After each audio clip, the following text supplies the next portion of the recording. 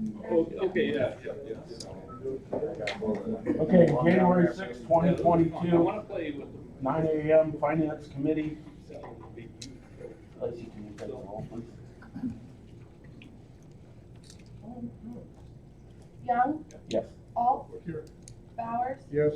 Curtis. Yes. Okay, we'll call the meeting to order. Is there a motion to approve the agenda? Yeah. Moved by Paul, seconded by Ernie. All those in favor say aye. Aye. Public comments? Myron? Not a lot new. I know that, the new company's been working with the sheriff. Sounds like it's doing well. I see the notes on that, so it sounds like they're delivering on what they offered. And, everything else that we've had to deal with them so far has went very smoothly. I've heard that, the policies are gonna be issued shortly, like we got the electronic version of some of them, so you should be getting them anytime. And if there's any questions from any departments on anything on the new company, just let us know. You can call our office directly if you want, we can take care of everything for you. But it seems like it's going very well. Good. Very good. Thank you. Thanks, Myron. Susie? We, Health Alliance has sent the deductible report to Blue Cross Blue Shield to credit December deductibles because Blue Cross is a calendar year versus the policy year. So that has been sent, Blue Cross has received and is uploading everything. And then you guys should see that transitional credit coming on the January invoice for the $25,000 credit for moving over to Blue Cross Blue Shield. If you do not see that, Joe, please let me know, but we were told it was gonna be on that January invoice. Okay. Other than that, things are going good. Good. Any questions? All right, have a good day, you guys. Thank you. Michael Tabor? Good morning. Good morning. As far as IT goes, there has been some vulnerabilities in the news for Log4j. If you haven't seen it, it was a vulnerability that affected a lot of servers, a lot of services. So we went through and reviewed systems for Iroquois County and also contacted software vendors. There's a couple things that were affected internally, but nothing externally, and that's a good thing. That nothing was vulnerable externally. Everything's been updated, that is available to be updated. There's a couple, or probably just one vendor that we're waiting for update on, get that patched up and locked down.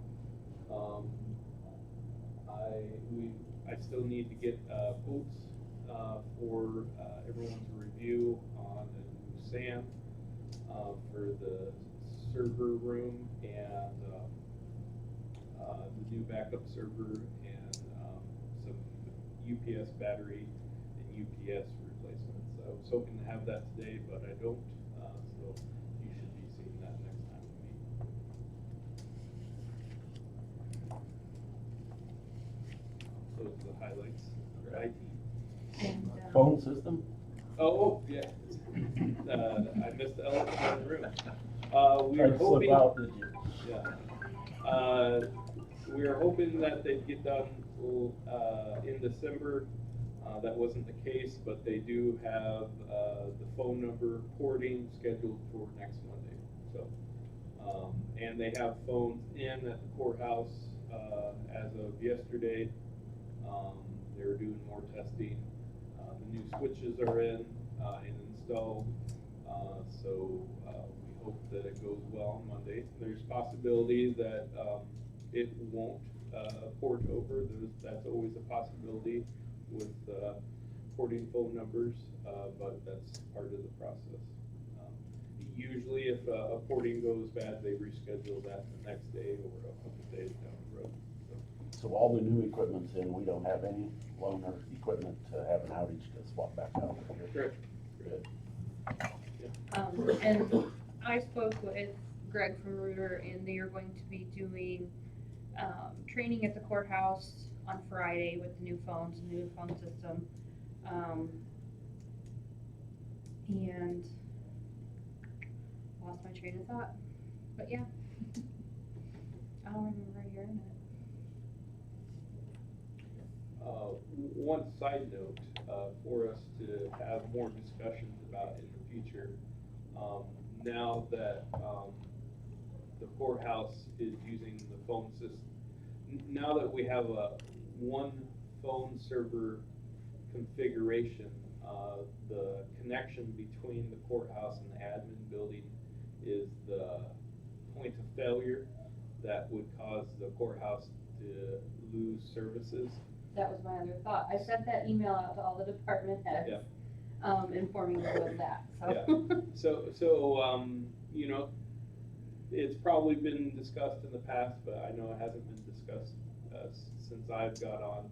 But, just discussing the risks and the, solutions that we could potentially add in the future to, mitigate that risk. If, someone dug in the, typically, what would happen that would break that connection if someone's digging in the ground between the two buildings and cuts the line. Or if a piece of equipment that connects that line, fails, then the courthouse would lose the internet connectivity and the phone connectivity. That was the case always. They would have some internal department ability for using the phone system, but that was always the case. But this just brings up that conversation again. What, are we happy with the risk of some downtime if we had some problem with the connection between buildings? Or do we wanna look at cost to add a second connection for failover and redundancy? So if someone calls in a locate for a gig between here and there, do we know about it? Probably not. Probably, well, I don't know, but I would guess probably not. How could anybody do that? It's all our property. I don't know if it is all our property, so, My understanding it is. yeah. So that helps with the possibility of someone digging and, cutting the line. But just throwing it out there for this discussion like this, if we own the entire property from A to B, then that definitely, cuts the likelihood of someone else going in and digging. Pretty good reason.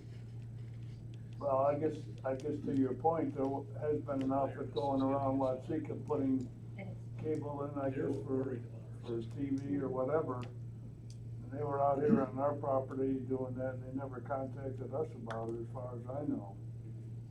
That's the problem. So, I mean, maybe that would be the issue that you're talking about. And, you know, we're just throwing out possible situations, but yeah. Wanted to bring that up for discussion. We can talk more about, different ways we can make a second connection to the building. Is the connection that we have now, is that within the utility right away? Or is it, I'm not sure. that might be something we should check out. Yep. Because That's a if good it's question. within the utility right away, then we're subject to them coming in and digging anytime they want without letting us know. If they're outside that, then there shouldn't be anybody can do that without us knowing about it.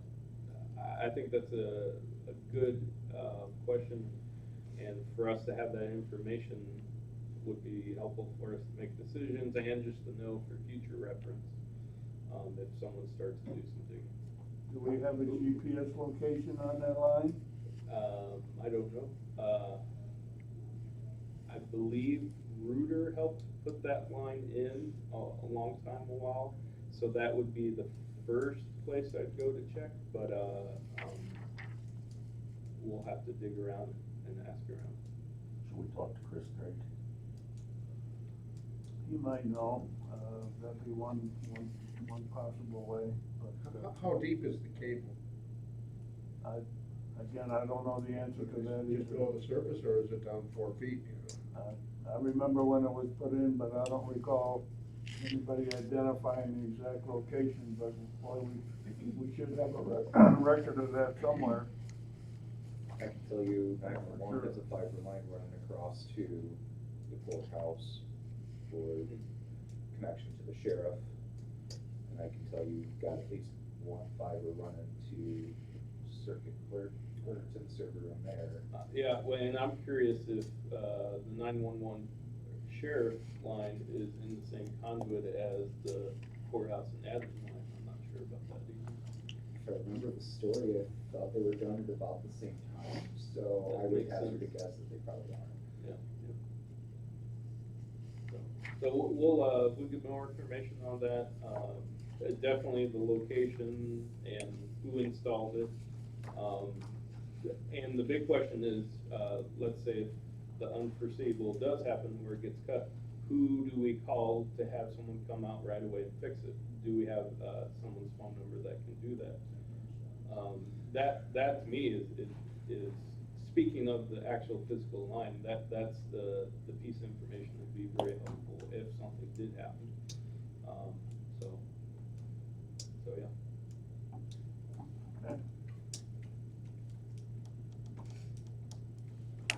Also on the IT side, I have the quote for the firewall renewal, which we do every year, the VMware renewal, and the Dell PowerEdge renewal. These are ones that we pay every year. They're annual. Firewall renewal is $7,740. The VMware renewal is $1,158. And the Dell PowerEdge renewal is $1,540.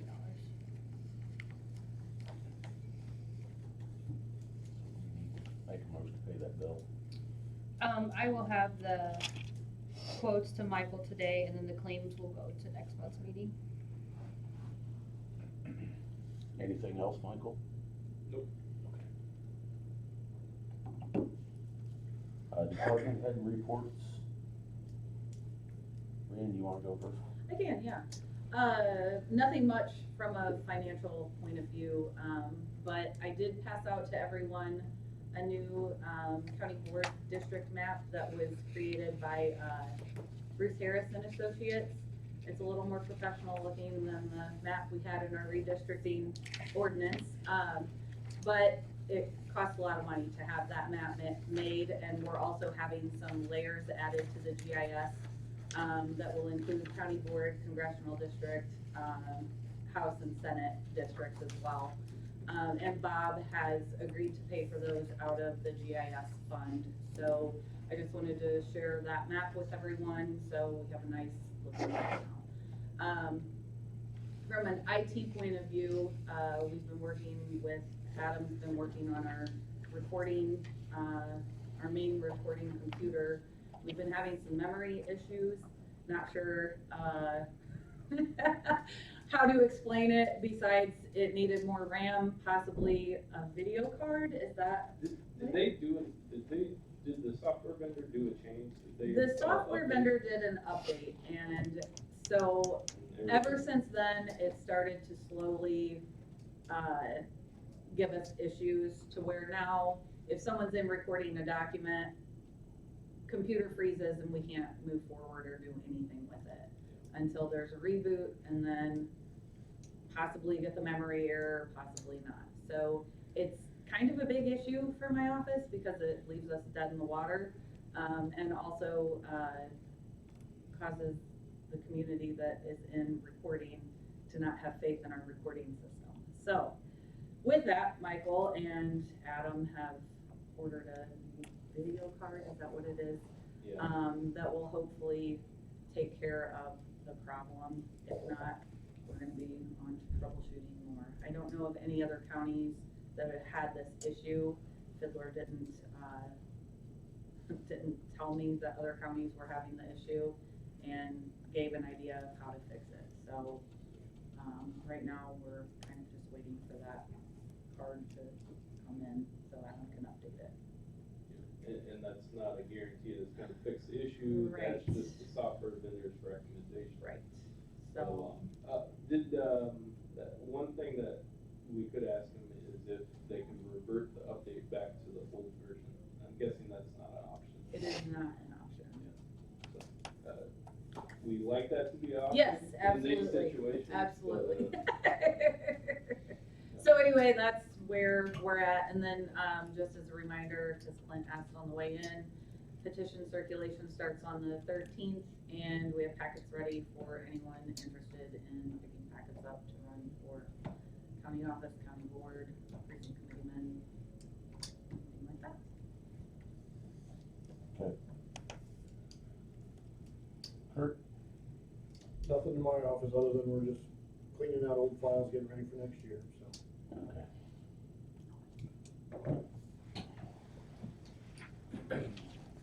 The overtime for the jail was down a little bit, this month. Part of that is due to, we kind of restrict some of the days off during the holidays. The 2 deputies are still on administrative leave due to the officer-involved shooting. Hopefully we'll get them back, shortly. Due to the officer-involved shooting and those 2 deputies being on leave, we had to kind of put on hold the Gilman contract, but we are still providing them with 10 hours on Fridays, which is a benefit. But that was with the understanding of the mayor. Did meet with the ICRMT concerning the jail and the patrol policies and all the services that they can provide. It's really good service, and I'm very happy with how things are going to proceed with them. So we'll talk about that in the future. Prior to August 16th, the sheriff had put in for reimbursement through DOC for all the days that we had housed inmates for DOC. That had to be in by August 16th. They just sent out a contract, I guess you would call it, on about December 20th, 23rd, and they needed that signed and returned back to DOC by the 30th by all the sheriffs. That contract offered to pay $35 per day towards that reimbursement, which is roughly half of what it costs us to house inmates. So they were just gonna dangle that carrot in front of us, but if we didn't take it, then we weren't gonna be in the running for any money. So we did have a Zoom meeting with the Sheriff's Association and DOC, and that's pretty much what they said. If you don't sign this letter, then you're not gonna get anything at all. There is a possibility that we can get more funds in the future. So, but with the state being the state, I don't look forward to that. So, end of the year report calls for service, 9,299.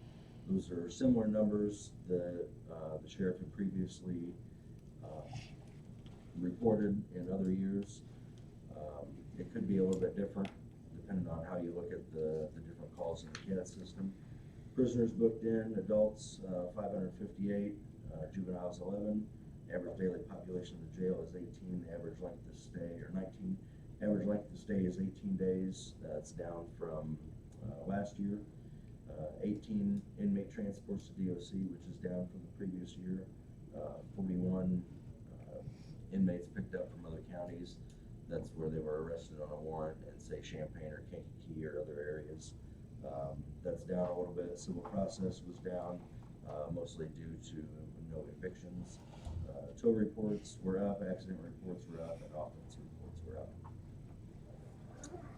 Any questions at all? All right. Thank you.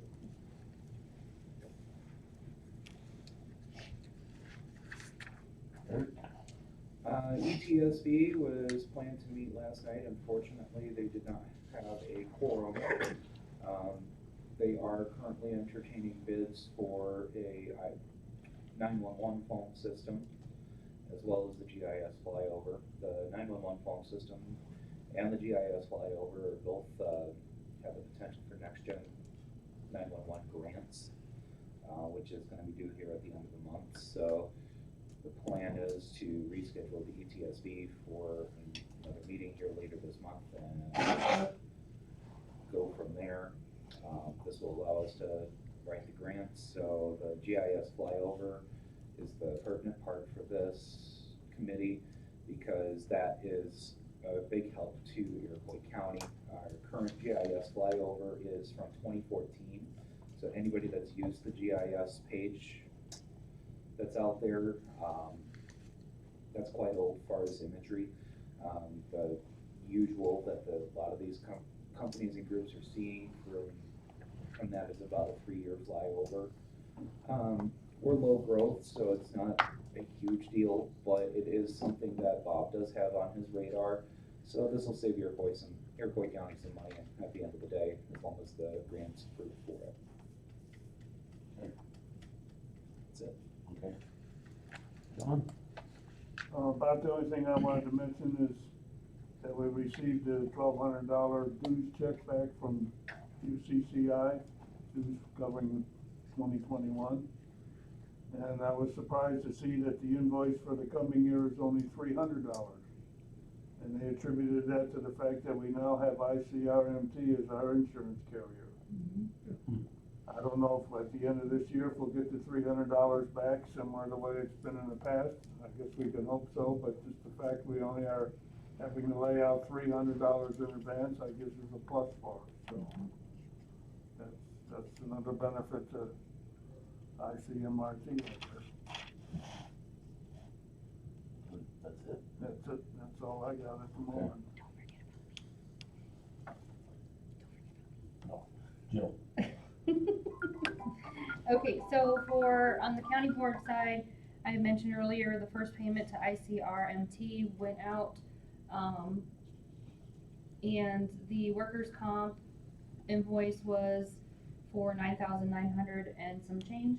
And the property and liability was for a little over $22,000, which is a lot smaller of a payment than we have been making prior with the previous carrier. So that's always nice to see. We have not received our first Blue Cross Blue Shield invoice yet. As Susie had noted, I'll keep an eye out for the invoice credit transfer on there. IT side, I've already mentioned the quotes I'll be signing and getting to Michael today. Those claims will be with next month. They are something we pay for every year. It's the security services, pretty important. And animal control deposits for last month were $5,200. Kind of a slower month for animal control. We're not complaining. One of the officers has been out for a while, so hopefully it can stay a little quiet for another month at least. And on the finance side, working on the audit. Auditor came out last week, and they will be out again next week, mainly focusing on the circuit clerk's office, and they will be visiting highway as well. I think that's it. Okay.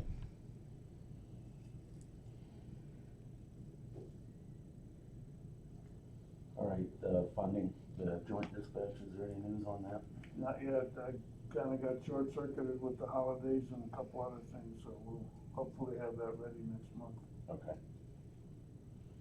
Keep it on the agenda. All right. Okay, has everybody had a chance to review the claims? Is there a motion to approve them? I'll do it. Okay, second. Ernie?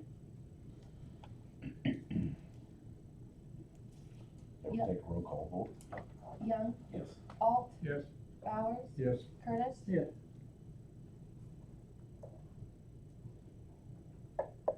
Okay, is there any old business? Any new business? I think that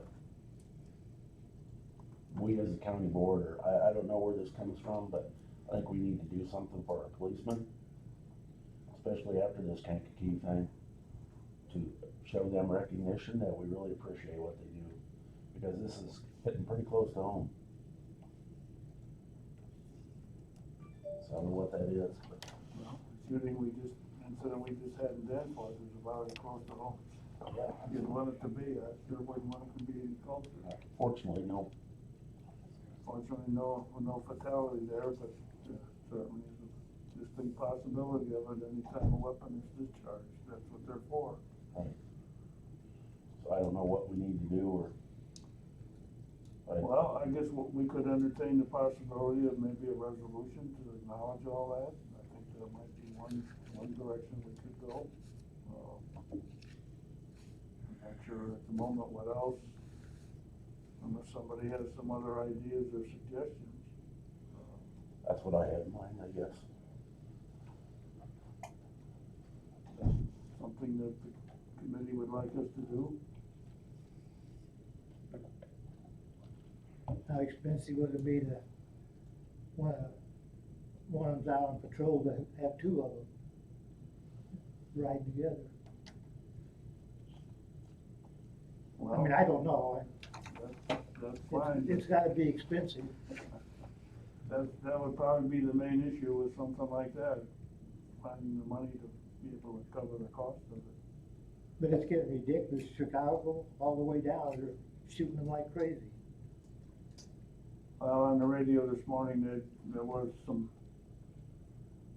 tapes played of some of the legislators' comments and so forth, and you could sense the emotion and passion in some of it. So I think it is something that is hitting close to home.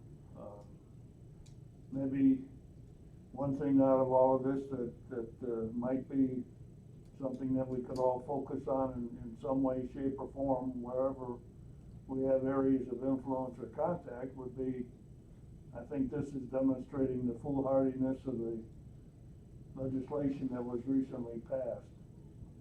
And if we can encourage all of our contacts, wherever they may be in the state, to make their feelings known, maybe we can get the legislature to reverse that and get some legislation that has some teeth in it that'll help us to be able to clamp down on criminal activity much better than we are today. And it really goes, it really goes all across the board. I mean, we can encourage our sheriff to, in that regard, we can encourage the judges that we have in this county to be a little stricter in some of their sentencing. Maybe some of the leniency that's been exhibited in the past needs to be tightened. I don't know, it's a thought. This new ruling, what is this, that's the one about the no bail? Right. That doesn't go into effect till when? Next year. Maybe 23. Yeah. But there's still a lot of rules, that, some of them due to COVID, that we're not holding people for some drug offenses. So there's category A and B offenses. So a lot of times the guys are arresting somebody for possession of meth or cocaine or heroin. They get booked in and they're given an I bond, with a court date to appear in a month. That means they walk free that night. Do they show up? Sometimes not. What, half at least? Probably, yeah. So it's frustrating to our officers that, they're arresting these people, they're putting themselves at risk to arrest these people. Right. For nothing. So, it's very frustrating. And that's one reason why maybe the officers aren't arresting as many people, because they see what the result of it is. I think if it goes all the way up the ladder, if you have a system that's firm and, enforces the laws to the letter of the law, then maybe you don't have these kind of situations occurring. Well, is there anything we can do to say Iroquois County is tough on crime? Something, a resolution or something? Well, we can, but I think the thing that would speak the loudest is if we are. Yeah.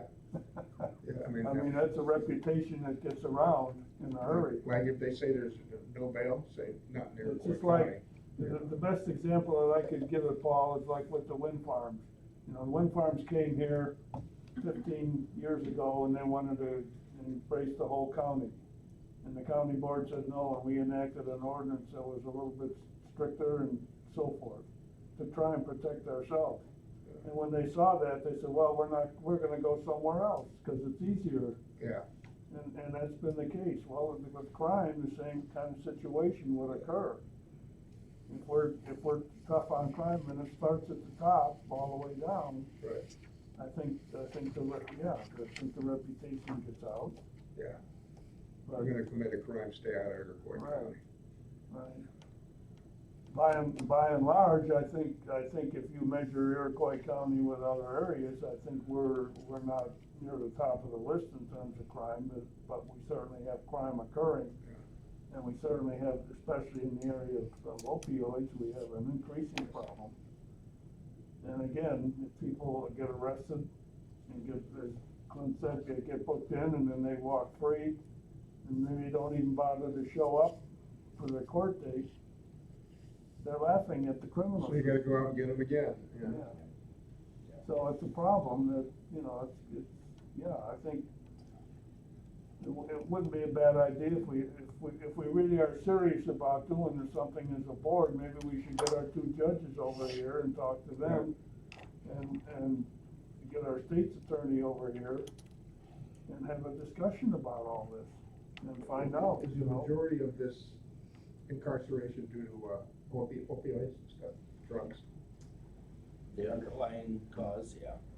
You know, most of your burglaries and thefts are due to somebody needing the money to Drugs. further their drug habit. So, I've always thought that is the underlying cause for a lot of our crime.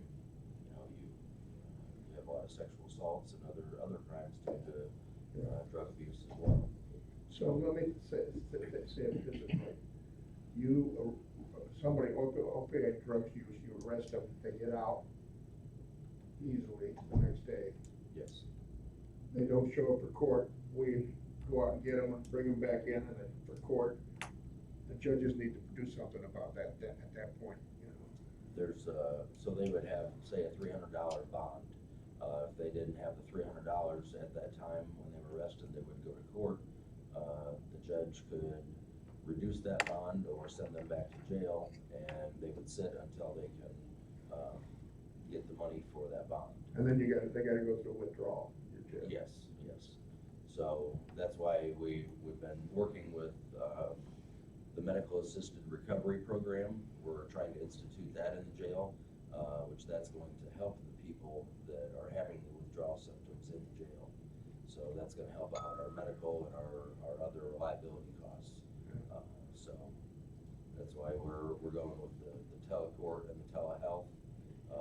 We've applied for those funds, so we can have the inmates meet with the doctors and the nurses on a Zoom call, if you will, as opposed to transporting them to the hospital. We're taking them out to the emergency room. Because most of the time, if we take somebody out to the emergency room that is going through a drug withdrawal, there's very little that can be done with it or for them. So, but there's some medications that can be provided to them if they're,